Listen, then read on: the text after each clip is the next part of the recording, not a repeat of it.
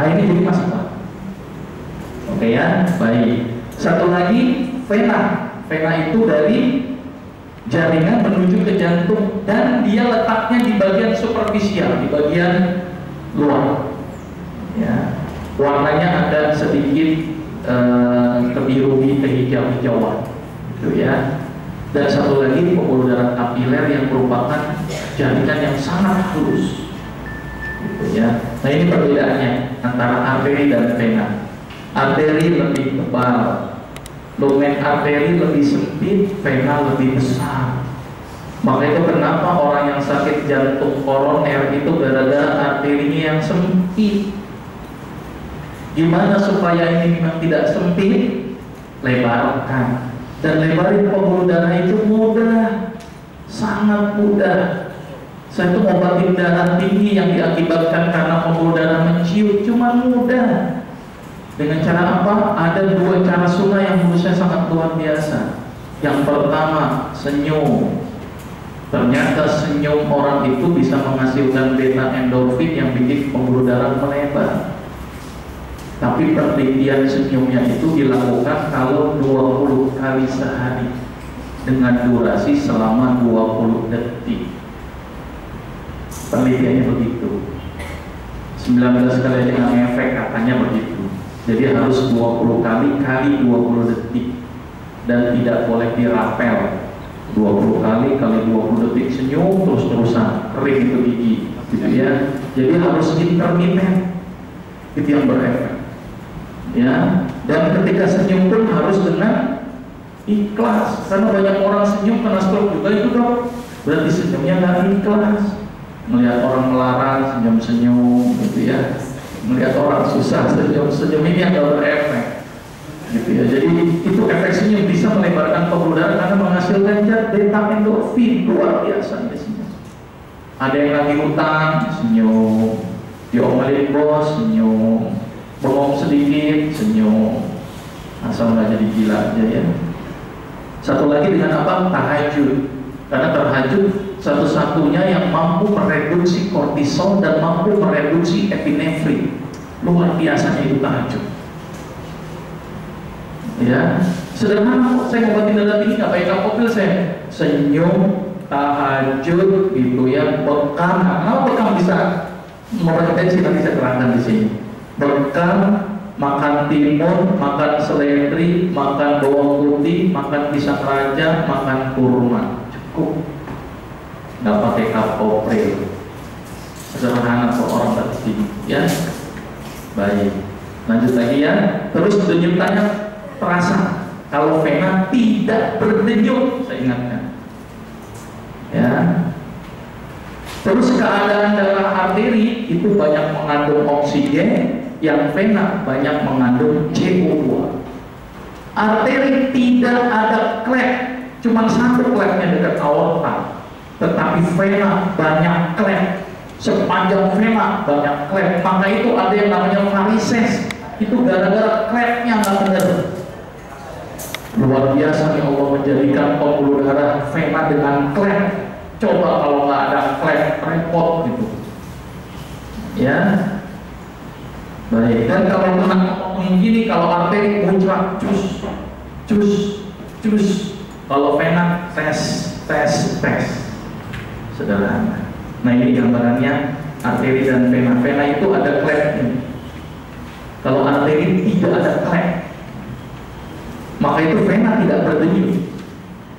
Ya. Baik. Ini tabel karakteristik pembuluh darah.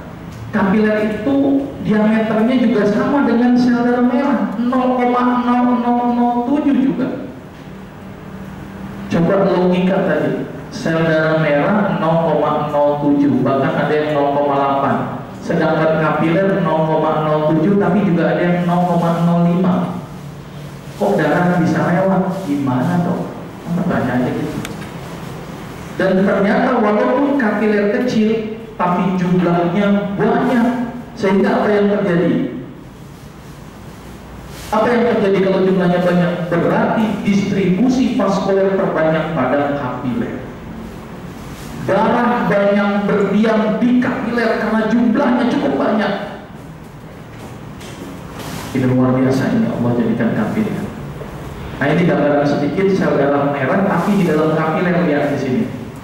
Gambarnya nggak jelas ya. Ini sel darah merah, tiba-tiba masuk kapiler, lihat, dia melengkung nih. Karena kapiler itu kecil, darah agak sedikit besar, tapi kok bisa lewat? Ukuran kapiler lebih kecil dari darah, kenapa bisa lewat? Karena bentuk darah bikonkav dan elastis. Sudah jelas. Jadi pembuluh darah merah itu kalau lewat kapiler masuknya satu-satu, nggak borongan dia, teratur. Satu, cium dikit, cium lebar. Satu, cium dikit, lebar. Jadi kayak bebek masuk. Teratur sekali. Satu dia lewat. Kecil. Kenapa darah bisa elastis? Karena darah mengikat oksigen. Ibarat balon diisi udara, bisa dikejar kan? Sama dengan darah.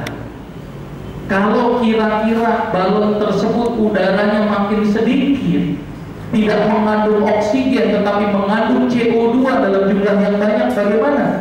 Dia tidak elastis.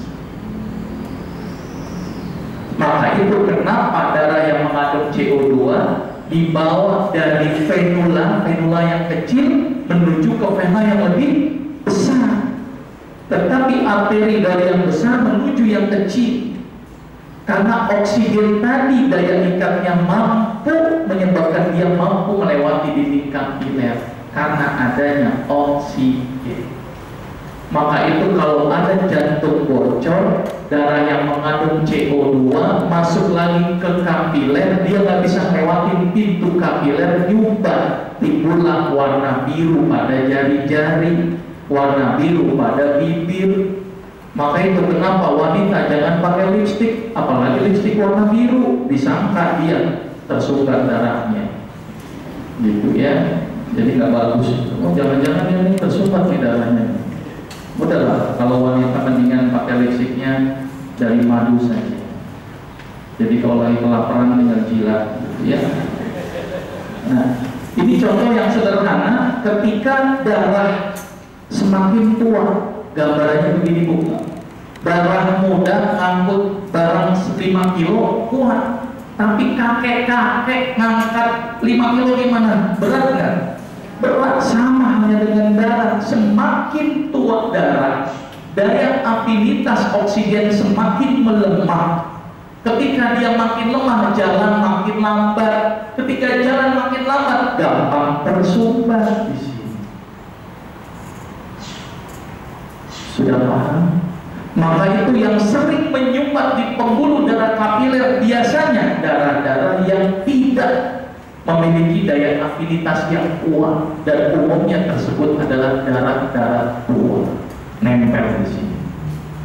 Ini darah-darah tua nih, dia nggak bisa lewat, buntet akhirnya dia bikin pembuluh darah baru.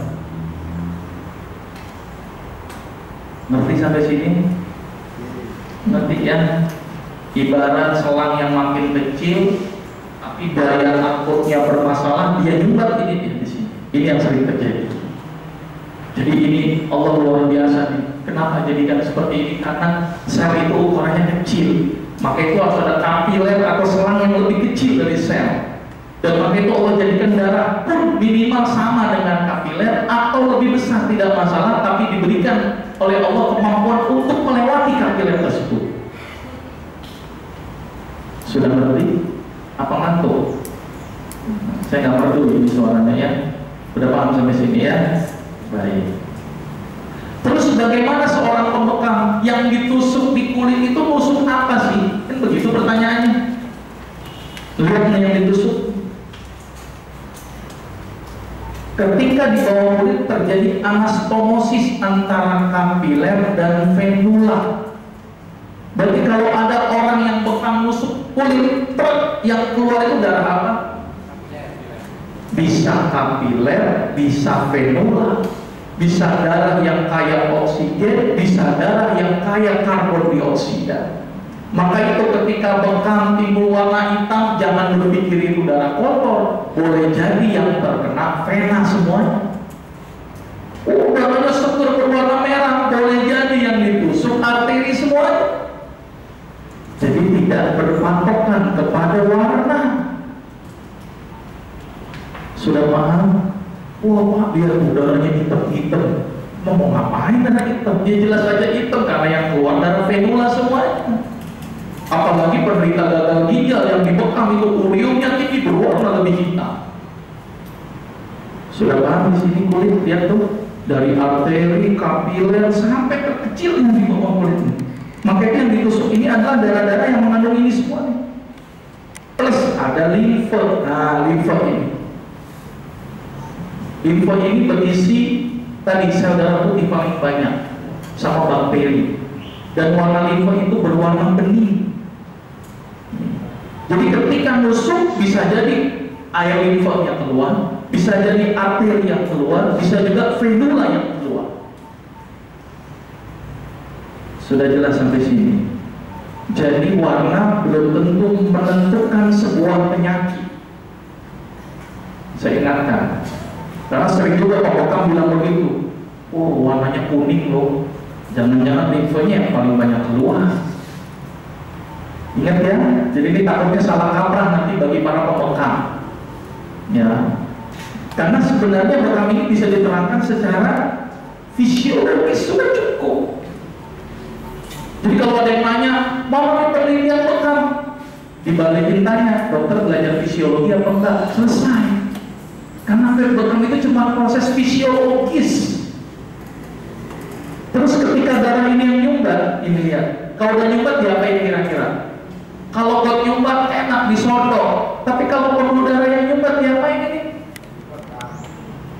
Tidak ada metode dunia kedokteran manapun yang bisa membuang sumbatan di sini, bahkan dengan mengobati obat pengencer darah pun tidak bisa menghilangkan sumbatan di sini. Karena konsep pengencer darah itu bagi pembuluh darah yang belum nyumbat, tapi ketika sudah terjadi sumbatan tidak bisa.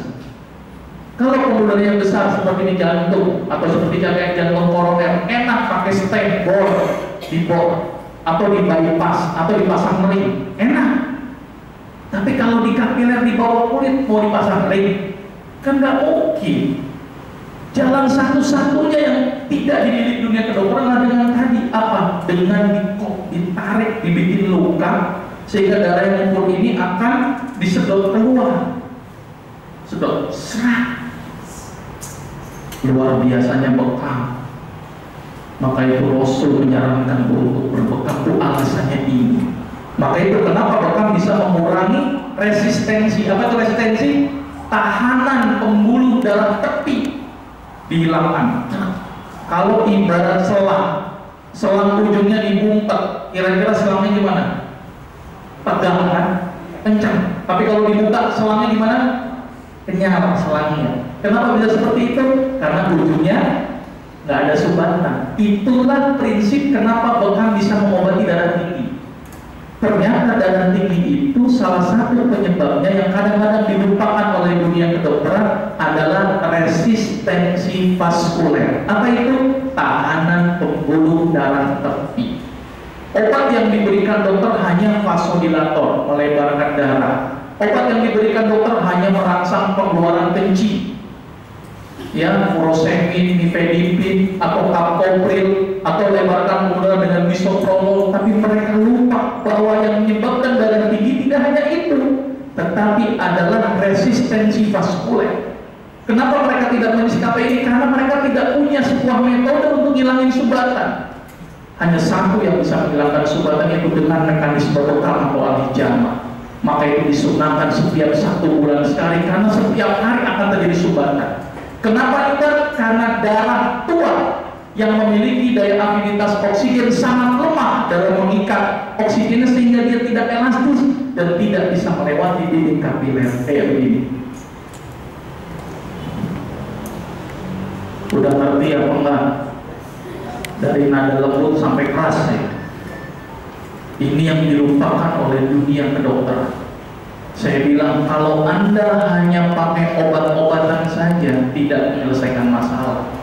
Contohnya gambarannya begini, ada air keran nih, ujungnya dibuka aja terus. Tapi yang dilakukan oleh dunia kedokteran biasanya nih, bocorin kerannya, atau selangnya diganti yang gede. Ini kan jadi mempermasalahkan yang baru jadinya. Coba paling gampang apa? Hilangin aja sumbernya kan, lancar nggak? Nggak perlu bolongin keran, nggak perlu ganti keran, hilangin aja itu sumbernya, beres. Sedangkan distribusi vaskuler terbesar di mana? Di kapiler. Jelas sampai sini. Jadi obat darah tinggi mudah, bekam rutinkan setiap sebulan sekali. Sudah beres itu. Dan mereka mengakui sebenarnya. Teman-teman dokter tuh, oh iya benar ya, ini yang kita lupakan.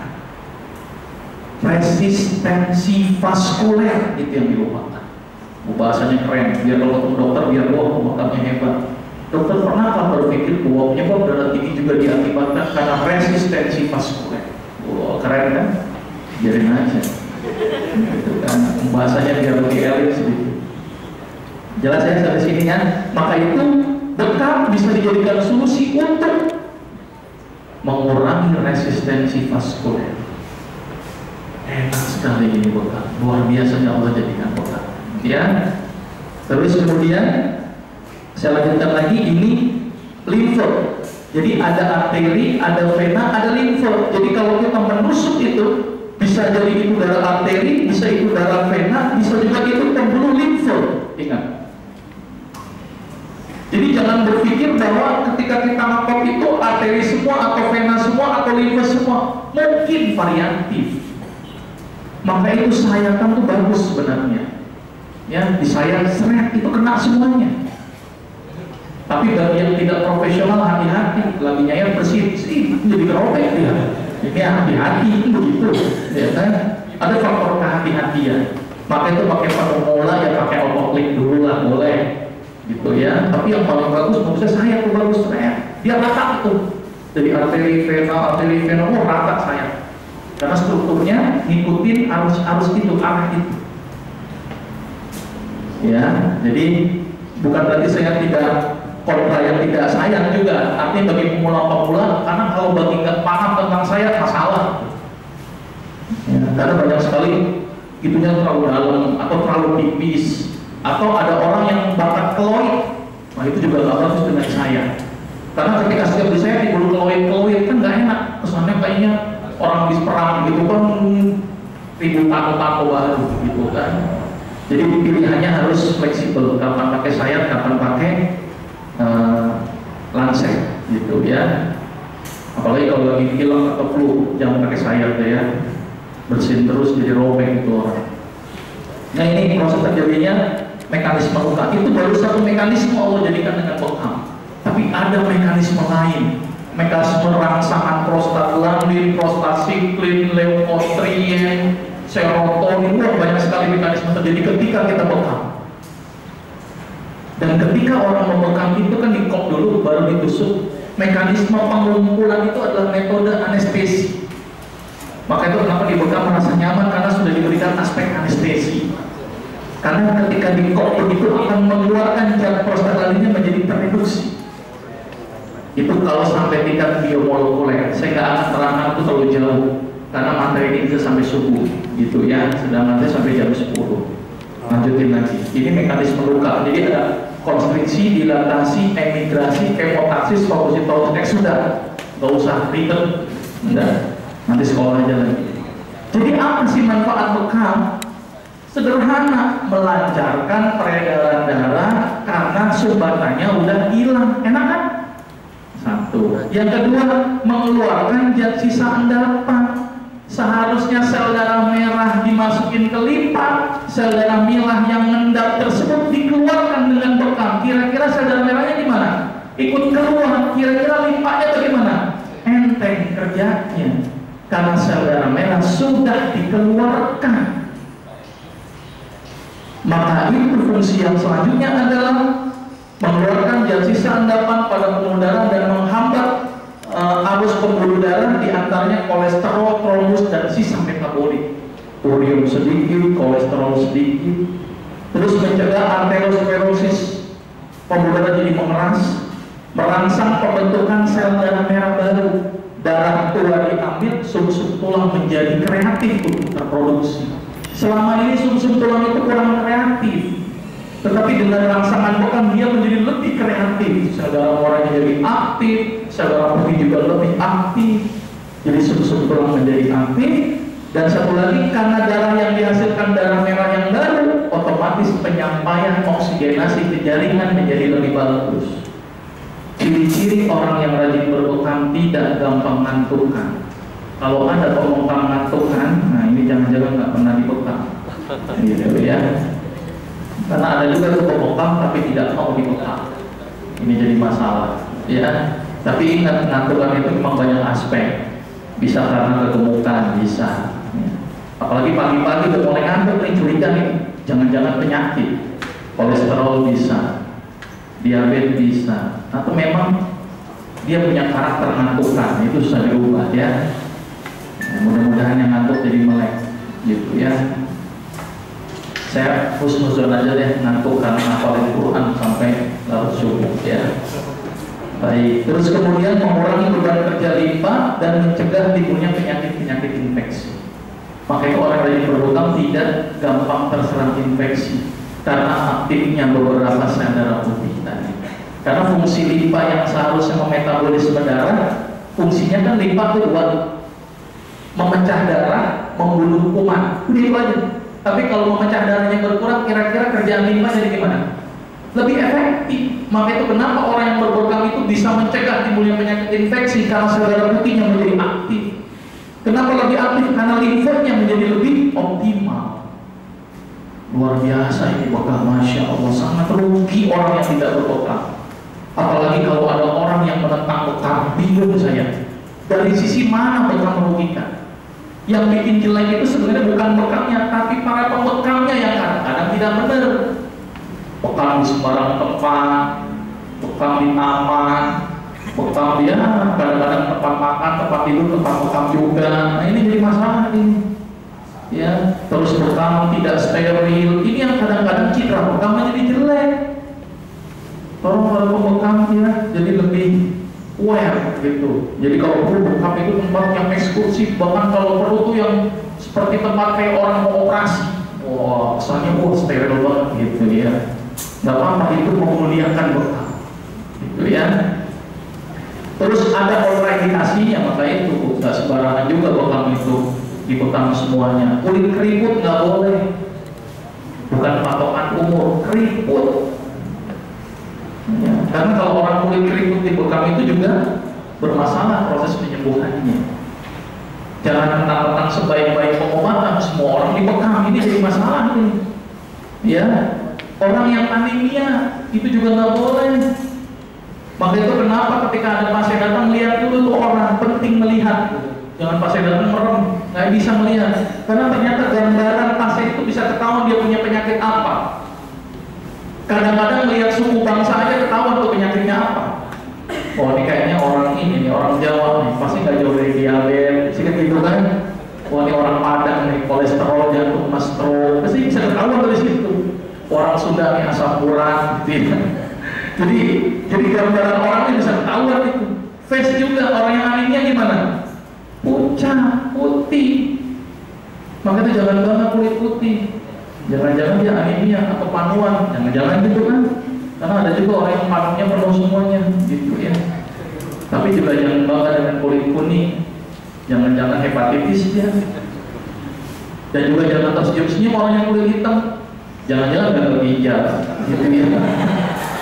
Nah kulit hitam tuh gagal ginjal loh, tanda-tandanya. Yang paling enak sawo matang ya. Asal jangan sawo busuk, gitu ya. Jadi pentingnya melihat orang begitu, pemeriksaannya, oh ini berarti dia pucat, jangan-jangan anemia, ketahuan. Terus lagi datang jalannya agak gini-gini, wah ini jangan-jangan apedik nih dia, bisa ketahuan gitu. Ya, jadi face itu menentukan, oh ini orang stres, ketahuan. Oh ini orang banyak hutang, nah itu nggak ketahuan, gitu ya. Jadi penting melihat. Terus dia mengonsumsi obat pengencer darah, waspada. Maka itu pentingnya dialog. Lagi konsumsi obat apa? Karena ada sebuah kasus lupa dialog, dibekam ngocor terus itu darah berhenti. Karena dia menderita penyakit jantung yang harus minum obat heparin. Termasuk penggunaan bawang putih juga hati-hati ketika penggunaannya berlebihan, karena dia bisa mengencerkan darah. Penyakit kulit kronis itu juga tidak boleh dibekam. Misalnya ini dibekam, jangan terlalu dipaksakan di situ juga. Boleh jadi di situ ada panuknya, nggak boleh dibekam. Sepakat ya, jadi pemilihan tempat. Diabetes bisa menjadi obat ini, tapi ketika lagi tinggi hati-hati. Karena ada juga diabetes neuropati, jadi kaki itu sering kesemutan. Banyak pembekam di daerah kesemutan dibekam. Apa dampaknya? Luka yang tidak bisa sembuh. Hati-hati, saya bilang. Gitu ya. Darah tinggi bisa mengobati darah tinggi, tapi ketika lagi tinggi, kapan dia dipaksa bekam juga, repot dia. Jadi hati-hati dengan hipertensi maligna. Nah, 5 menit lagi, siap tuh. Ya. Hipertensi darah rendah itu hati-hati. Kelainan darah, hemofili, kanker darah, bengkak. Mentang-mentang dibekamin semuanya, bukan darah yang keluar, air, ya. Kelainan pembuluh darah dan trombosit rendah. Ini yang harus diwaspadai. Kira-kira paham apa enggak? Bisa diterapkan ya. Jadi sebenarnya bekam itu menurut saya boleh riset bagus, tapi tanpa riset pun dengan aspek fisiologis tubuh bisa kita terangkan kepada orang. Bahkan dengan seorang dokter pun mudah, sangat mudah. Biasanya banyak dokter yang menentang itu tentang bekam, tapi mudah-mudahan mereka sudah mulai paham sekarang. Baik, karena diomelin sama moderator, tinggal 5 menit lagi, kita dialog saja lebih interaktif. Saya akhiri, assalamualaikum warahmatullahi wabarakatuh.